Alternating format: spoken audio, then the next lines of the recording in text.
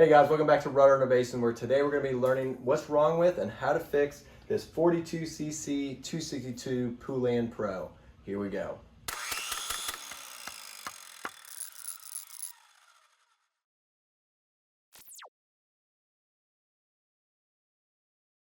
All right, just looking at this thing, I know we already have some issues with the fuel system because there's a hole in the primer. And so we'll start by just taking this off and checking out that. When you're removing the side cover, it's going to be 4 T25 screws. 1, 2, there's a third one right here, and there's a fourth one over here, or you can use a flathead. After pulling off the primer bulb, you can see that the fuel lines have also become brittle and disintegrated. Every engine is essentially the same and needs 4 things to run: fuel, air, spark or ignition, and good compression. We know that the fuel system is definitely having an issue here, so we'll remove the top to access the carburetor. To remove the top, you're just going to have 3 T25 screw heads. There's one over here, and then there's one right there, or you can use a flathead.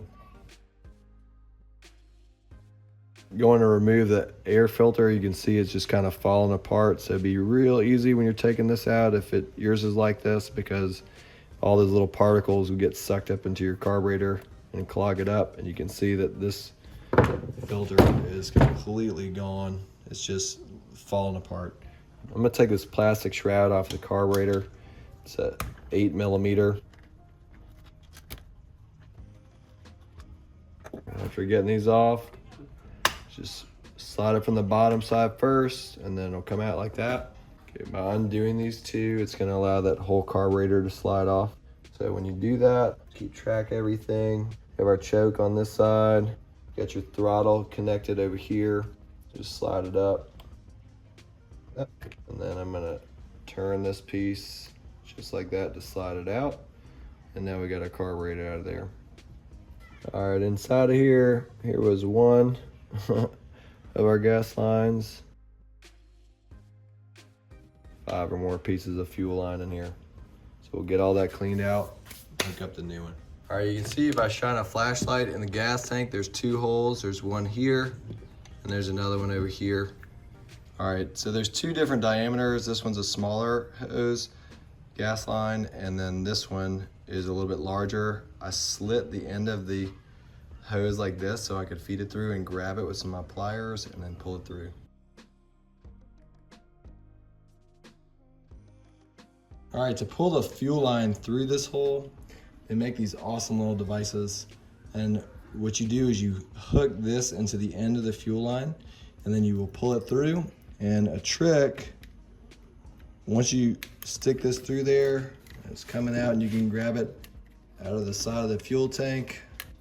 If you slit the end of the line like this, and it'll be easier to pull it through. So go ahead and put a hole in this.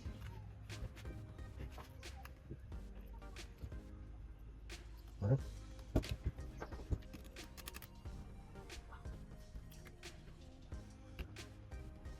right, there you go. Since this chainsaw hasn't been running a while, go ahead and open up this carburetor, make sure that there's no old fuel in there, clogging up any of the ports.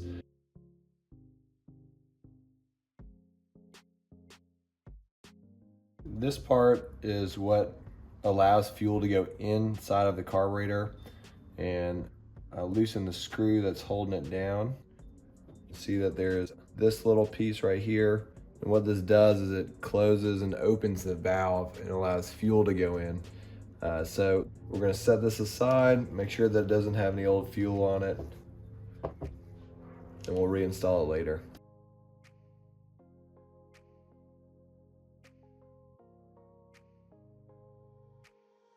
All carburetors have these tiny little holes all throughout them, and if one of them is clogged, it's not going to work the way it should. So you'll see the fuel line, where the primer bulb is, even those little holes right in there, those are probably some of the most common that get clogged.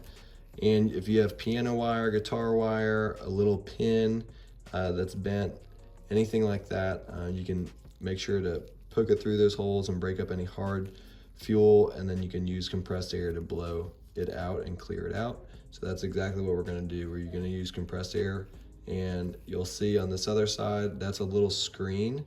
And you can see there's some residue there that we're gonna blow out, so make sure that the screen doesn't blow out whenever you use the compressed air. I'm using one of the strands of braided picture frame wire to stick through these holes and make sure it's clear. And I'll continue to blow it out. Make sure you have eye protection when you're blowing the holes clear so fuel doesn't blow in your eyes. You also should remove the high and low end adjustment needles so you can blow those ports out as well. We blew everything out, everything looks pretty clear, and now we're gonna reassemble it and then try it out. If you want to remove the high and low end adjustment needles, you should count the turns as you screw them in before removing them so you can set them to the same amount of turns when they're reinstalled. My low end adjustment was 2.5 turns out and the high end was only 1.5 turns out. If you're confused, I'll show you how to do this later in the video when I tune the saw. When disassembling the carburetor, you want to inspect all the black gaskets and diaphragms and make sure there aren't any cracks or holes in the material which can interfere with the proper fuel to air ratio. If a carburetor is really dirty, I like to soak it in gasoline or carburetor cleaner and use an old toothbrush to clean it off. When reinstalling this valve that lets fuel in, you want to make sure that the spring's up underneath there. You got the little piece that plugs the fuel.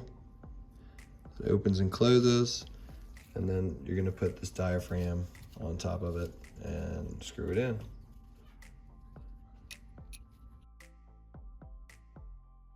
All right, just so you can see our fuel system set up, we have a long amount of slack on this fuel line. This is the tiny diameter fuel line, and it is connected to this fuel filter so it can lay on the bottom whenever you're using your saw. Also, it is coming here where the small diameter hole is. This will be going into the top of our carburetor. This will be the fuel in line, and then the larger diameter line is going to the short nipple of the primer bulb, which will be pushing it back to the fuel tank. The long nipple will be going to our carburetor on the bottom where the diaphragm is, down here, which will be pulling fuel through the carburetor and pushing it back into the fuel tank. So we'll go ahead and reconnect all those and then get it and try it out. All right, so we have our primer bulb line here. We got our fuel line with the fuel filter connected to it, the tiny diameter line connected over here. We'll go ahead and get our throttle hooked back up, put our choke in the direction that it needs to be. See if we can get this thing in here.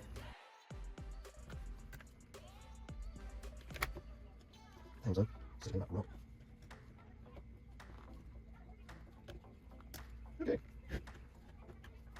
None of those fuel lines are interfering with anything. Not gonna get caught anywhere. Sure your throttle works. Choke seated correctly. Choke works. All right, now let's get it bolted back together.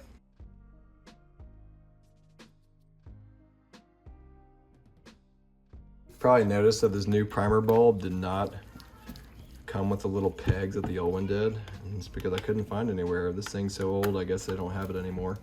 So I just took some little door hinges screws and they work great.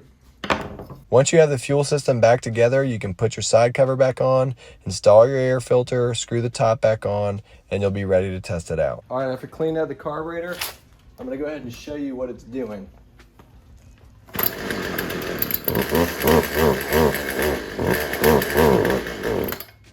Okay, that's what we're dealing with. So what we're gonna do is we're gonna adjust the low end because it's not running right just at an idle. So we're gonna adjust it. One way you can figure out whether it needs to be leaner with less fuel and more air or richer with more fuel and less air is by using the choke, because by choking it, it allows more fuel to get in. And if you take it off of choke, it allows less fuel to get in and more air. So if it runs better when you have the choke pulled, then you need to rich it out a little bit. Or if it runs better with the choke in and it's not on, then you need to lean it out a little bit.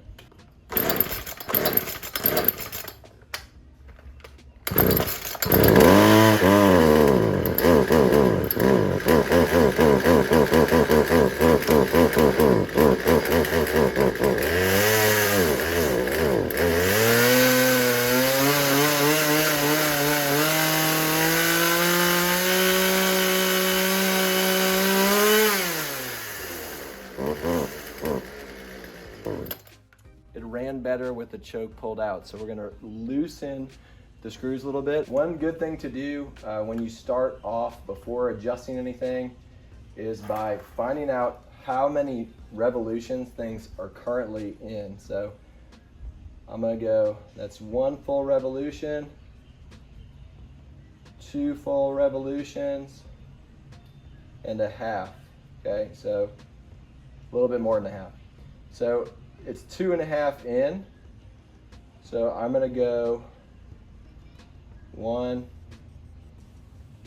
2. That's where it was. And I'm gonna richen it out. I'm just gonna do a 1/4 turn on the low end, and we'll see how that does. And it says L for low, H for high here. I'm also going to loosen up the high just a 1/4 as well. Actually, the high was running okay. I'm gonna put that back down. When it actually got up there.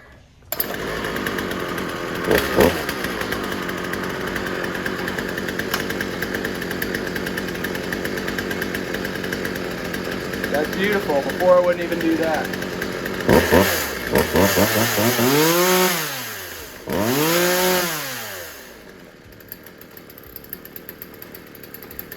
That is how it should sound.